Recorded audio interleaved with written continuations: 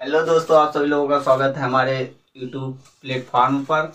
तो जैसा कि हमने अगली क्लास में पढ़ लिए थे सेल की डिफिनेशन और सेल में क्या क्या होता है वो सब को बारे में, सेल की खोज किसने की थी, ये सब पढ़ लिए थे। आप सेल की संरचना देख लीजिए, सेल कैसे रहती है। ये प्लांट सेल मैंने लिया है, ये प्लांट सेल है। प्लांट सेल की ये संरचना मैंने बनाई है। आप देखिए इसमें क्या क्या होता है।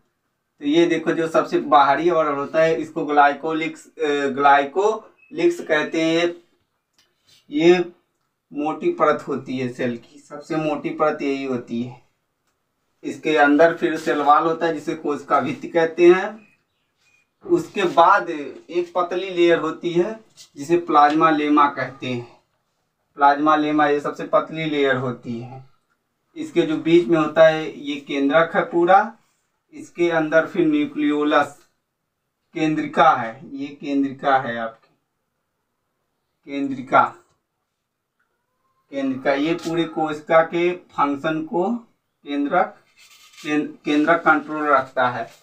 जैसे कि प्रधानमंत्री पूरे देश को कंट्रोल करता, प्रधानमंत्री के नीचे मुख्यमंत्री कार्य करते हैं, उसके नीचे फिर विधायक, ऐसे सब रहते हैं ना प्रधान तक। वैसे इसमें ये सबका मुखिया है कौन? न्यूक्लियोलस, केंद्रिका। केंद्रक के अंदर ये क्रोमोजोम का जाल भरा रहता है। इसी में डीएनए आरएनए होते हैं जो जीवन के करैक्टर को पीढ़ी दर पीढ़ी ले जाने का कार्य करते हैं। वो क्रोमोजोम होते हैं, इसी में डीएनए आरएनए। ये सब पूरे एक्सप्लेन करके मैं पढ़ाऊंगा। अभी तो ये ऊपर का चल रहा है, बेसिक। इसके बाद देखिए एंडोप्लाज्मिक रेटिकुलम है। एंडोप्लाज्मिक रेटिकुलम ये कोशिका में तंत्रिका का कार्य करती है। जिससे कोशिका में ये कंकाल है हमारा, शरीर में हड्डी है हमारी। अगर शरीर में हमारी हड्डी नहीं रहेगी तो क्या बचेगा? मांस बटूर कितनी हो जाएगी ना। वैसे ही कोशिका है, अगर कोशिका में ऐसे कंकाल नहीं रहेंगे एंडोप्लाज्मिक रेटिकुलम की तो कोशिका पिचक जाएगी। वैसे ही ये कंकाल का कार्य करती है। इसमें दो प्रकार के एंडोप्लाज्मिक रेटिकुलम पाई जाती है, स्मूथ टाइप है, ये रफ टाइप है। रफ टाइप ये कैसे है? इसमें राइबोसोम के कण चिपके रहते हैं। राइबोसोम प्रोटीन लिपिड का बना होता है, इसके बारे में भी बताऊंगा। और ये देखो हमारा माइटोकॉन्ड्रिया है जिसको कोशिका का ऊर्जा घर कहते हैं। ये कोशिका का ऊर्जा घर कहते हैं। इसकी खोज किसने की थी? मैंने आपको बताया अगली क्लास में। वो माइटोकॉन्ड्रिया की खोज किसने की थी? आप कमेंट सेक्शन के माध्यम से इसका आंसर दीजिए। ये हमारा क्लोरोप्लास्ट है। ये सिर्फ प्लांट सेल में पाई जाती है, जंतु सेल में नहीं पाई जाती है, यूकैरियोटिक सेल में नहीं पाई जाती, क्योंकि इसमें फोटोसिंथेसिस का कार्य होता है। तो जीवों में फोटोसिंथेसिस कार्य नहीं होता है। इसमें स्ट्रोमा और ग्रेना दो पाई जाती है। स्ट्रोमा डार्क रिएक्शन और ग्रेना लाइट रिएक्शन में कार्य करता है। ये हमारा टोनोप्लास्ट है और ये हमारा वैक्यूल है। स्मूथ टाइप राइबोसोम के कण कोशिका के अंदर इधर उधर चिपके रहते हैं। इसमें प्लास्टिड भरा होता है। कोशिका में प्लास्टिड रहना जरूरी है। 70% पानी इसी में रहता है। शरीर में जो हमारे 70% पानी रहता है, ये यही है पानी हमारा। 70% कोशिका के अंदर भरा रहता है प्लास्टिड, जिसको जीव द्रव्य कहते हैं। जीव द्रव्य 70% पानी इसी में भरा रहता है। अगर 70% 1% काम में कमी होगी तो प्यास लगेगी हम लोगों को। अगर इससे भी कमी होगी तो मृत्यु हो जाएगी। इसीलिए जो रहना जरूरी है। अगर इसमें जीव द्रव्य नहीं रहेंगे, खत्म, कोशिका का खेल खत्म हो जाएगा, सब सिकुड़ जाएंगे। और ये देखो हमारा स्फेरोसोम है, ये लाइसोसोम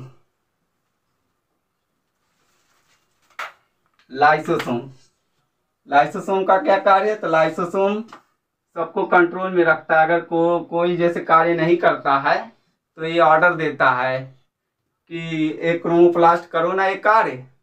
अगर क्रोमोप्लास्ट कार्य नहीं कर रहा है तो ये इसको ऑर्डर देगा। अगर नहीं करते तो ये केंद्रक को कहेगा, चाचा इसको कहो ना कि ये कार्य करे, चाचा इसको कहो ना ये कार्य करे। अगर ये नहीं करता है तो ये भड़का देता, कहता है कौन? लाइसोसोम कहता है कि अगर तुम नहीं कार्य करोगे मैं अपने आप को फाड़ लूंगा।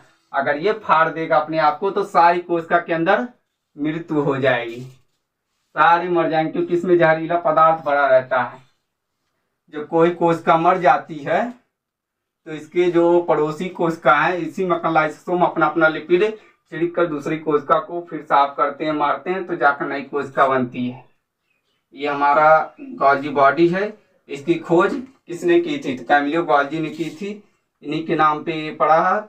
ये कोशिका में इमरजेंसी में प्रोटीन, जिसको प्रोटीन लिपिड इमरजेंसी में भोजन स्टोर करके रखता है, इमरजेंसी के समय पर ये देता है। और इसके बाद ये फेब्री है। ये हमारी संरचना हो गई। अब इसका स्क्रीनशॉट लीजिए, पीडीएफ आपको टेलीग्राम पे इस चित्र की भेज दी जाएगी, आप स्क्रीनशॉट लीजिए। इसके आगे अब एक्सप्लेन करते हैं। अब हम इसके एक्सप्लेन कर लेते हैं कोशिका को। तो कोशिका का आवरण 3 प्रकार का होता है, अभी दिखाया ना 3 प्रकार का आवरण होता है। उसमें सेल में एक चीज छूट गया था, जो न्यूक्लियस पोर है, वो केंद्रक का जो खुला भाग रहता है उसे कहते हैं न्यूक्लियस पोर। ये यहाँ पर कर देते हैं।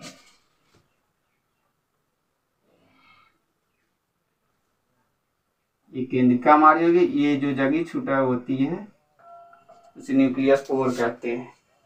समझ गए ना? वो न्यूक्लियस पोर है। अब देखिए जो ग्लाइकोकेलिक्स है, ये आधा का है, ग्लाइकोलिक्स है, ये सबसे बाहरी आवरण होता है।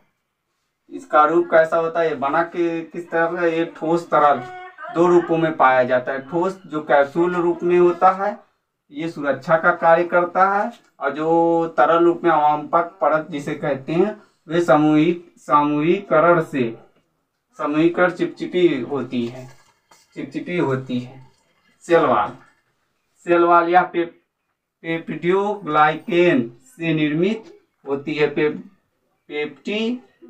पेप्टिडोग्लाइकेन से बनी होती या निर्मित होती है, वही है। सेल मेम्ब्रेन यह यूकैरियोटिक के समान होती है, जो प्रोटीन प्लस वसा से बनी होती है या निर्मित होती है। तो सेल मेम्ब्रेन जो यूकैरियोटिक सेल हमारी होती है उसमें ही बनी होती है ऐसे। तो वही हो गया। ये हमारा बॉटनी चला। जब जूलॉजी और बॉटनी की ये सेम सेल होती है, तो इसीलिए जूलॉजी में जो बॉटनी पढ़ाएंगे हम उसमें नहीं सेल पढ़ाएंगे। तो यही हमारा मेन है। तो स्क्रीनशॉट लीजिए।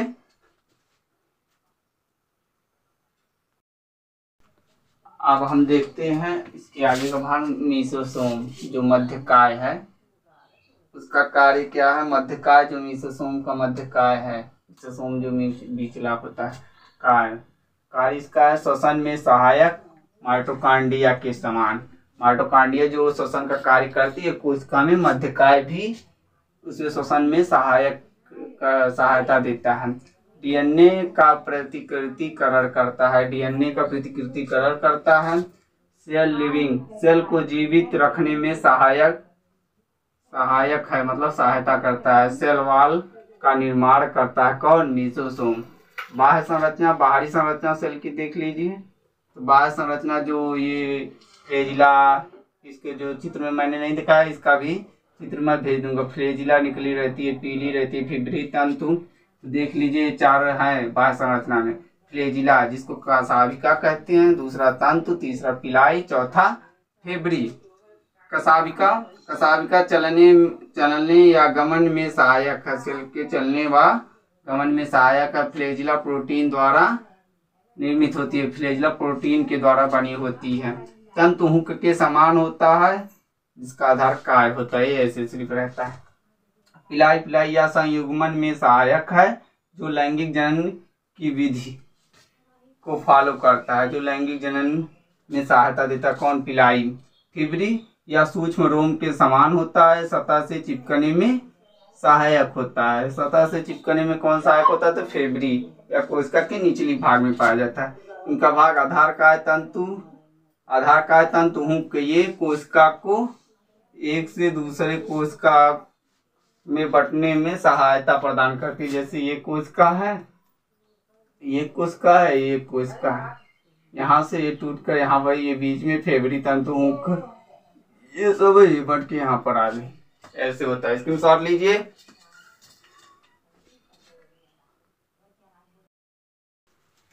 तो आज की क्लास यहीं पर समाप्त होती है। आपको यह क्लास कैसी लगी कमेंट सेशन के माध्यम से बताइए। यह चैप्टर बहुत ही बड़ा है, तो इसके आगे जो भाग हैं अगर ज़्यादा से ज़्यादा आप शेयर करके इसमें स्टूडेंट को जुड़ाइए, तो लाइव आएंगे तो 1 घंटा 2 घंटा की क्लास चलाएंगे तो उसमें ज़्यादा एक्सप्लेन कर पाएंगे। और रिकॉर्ड में लिखना पड़ता है, फिर उसको बोलना पड़ता है, फिर उसको एडिट करना पड़ता है, फिर बहुत झमेले से चढ़ती है वीडियो।